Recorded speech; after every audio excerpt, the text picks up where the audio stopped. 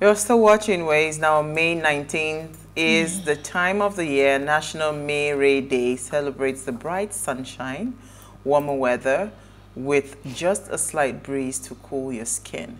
There are so many benefits of being in the sun. Our bodies need vitamins and minerals to maintain a healthy balance. Vitamin D is one of those vitamins we need to maintain a healthy mind and body. Not only does it support bone health, it also lowers blood pressure, prevents disease, and promotes strong mental health. There is also evidence that healthy levels of vitamin D in the body helps reduce chances of getting cancer. So, happy May Ray Day. No wonder, now I know.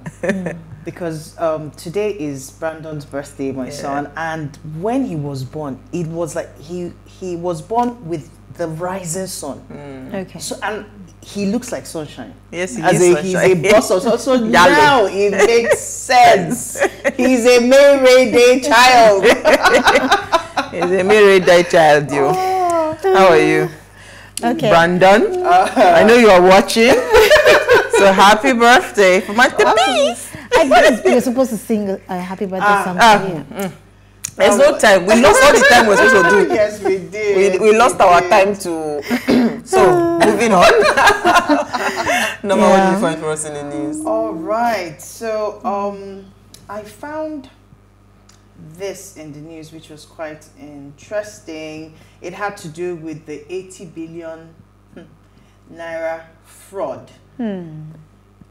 EFCC uncovers 17 properties linked to the Accountant General. Wow. So the story goes that the Economic and Financial Crimes Commission has traced at least 17 properties to the Accountant General of the Federation, Ahmed Idris.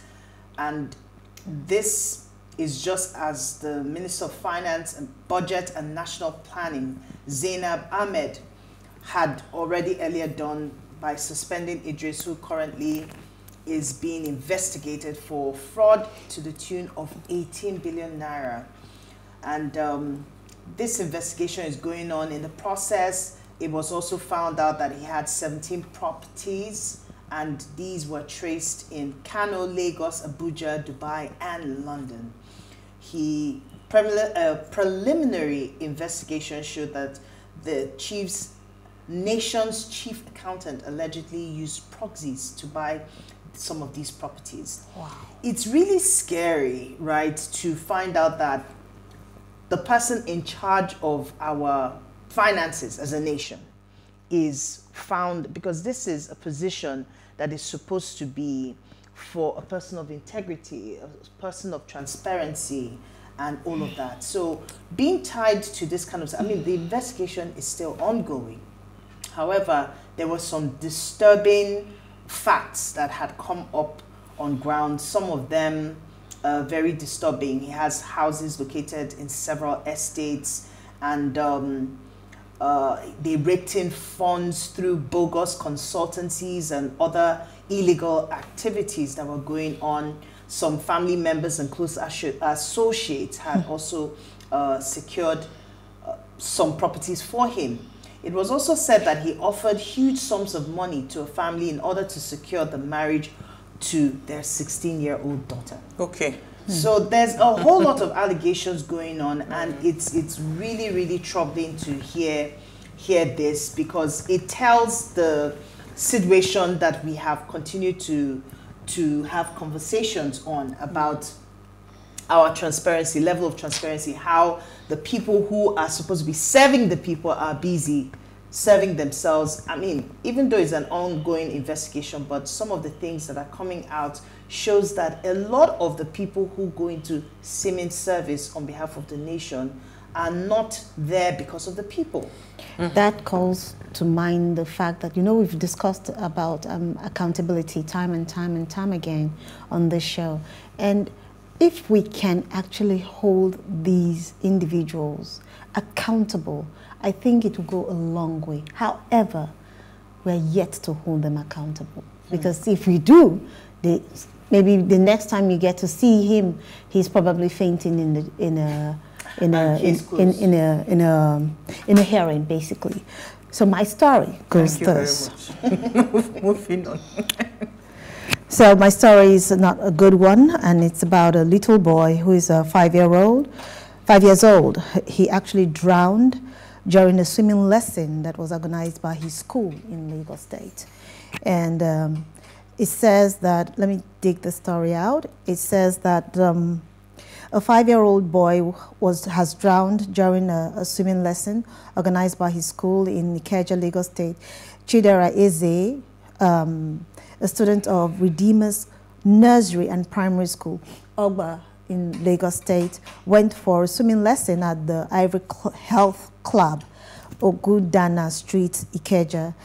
Of course, the school owners or the individuals who were supposed to be, or the teachers who were supposed to be taking care of them while they were swimming, did not notice when the little boy slipped and fell into the water and drowned. And the father was called in to come and pick his son. He said that he dropped off his son alive and he came back to pick up his lifeless body. That is something no parent would like to go through. And it still calls to mind the caliber of teachers that are being employed in some schools today, especially the private schools. So this school is a church school because it's Redeemers, you know, Redeems, whatever. First of all, I know the Ivory Health Club because we've been members of the club. We use the club. Even outside of, what's it called? Outside of maybe school, people being there, they have a lot of people monitoring. You know, they have their own, what's it called, save their guards and all of that. So this lifeguards. Really, the lifeguards, this really calls for serious investigation because even if they say the school was not paying attention, what happened to the people that were supposed to be on duty from the Ivory Health Club? Ivory Health Club is not a small club. It's a well-organized. They have one of the neatest pools in Nigeria, in Lagos. Like you want to have a clean pool where you don't have crocodile on your body after you're swimming. That is where you're supposed to go to, right? So, and we've used their pool a couple of times and all of that. So, for this to happen, and that is where it's been mentioned, there has to be serious investigation. I believe that a lot of things went wrong that they are not saying. So I'm happy that the boy's father is taking up the case and demanding for Redeemer's College to tell him what happened to his son. It's very important. There are CCTV footages, cameras all over that place. So they should pull out the videos and let us even see really what happened. Because you can't tell me that, it's so sad. You can't tell me that there were no lifeguards, that nobody noticed. It's very, very unlike Ivory Health Club.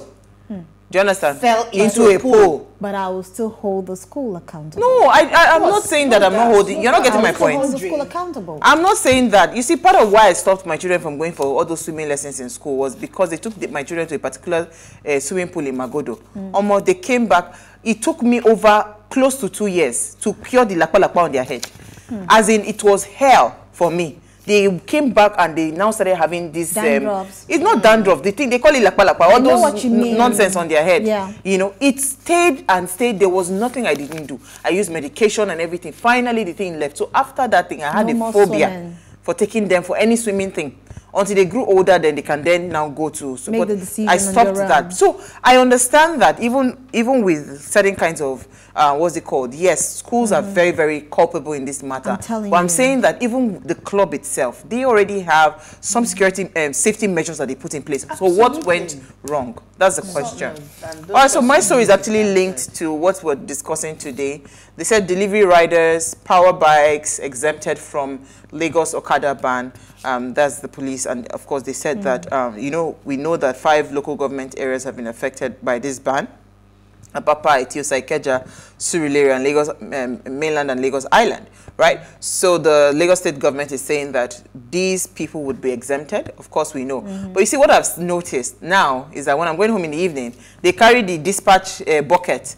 The commuter holds the dispatch bucket and, the rider is in front. So there are so many things. So it's beyond just saying certain things are exempted. I'm still calling for a reform right? Okada is needed in Lagos, but I need a reform. But we'll talk more on that when we come back from the break. Hopefully, Uti will be ready to join us. We'll see you right after the break as we discuss the Okada ban. Stay with us. We'll be right back.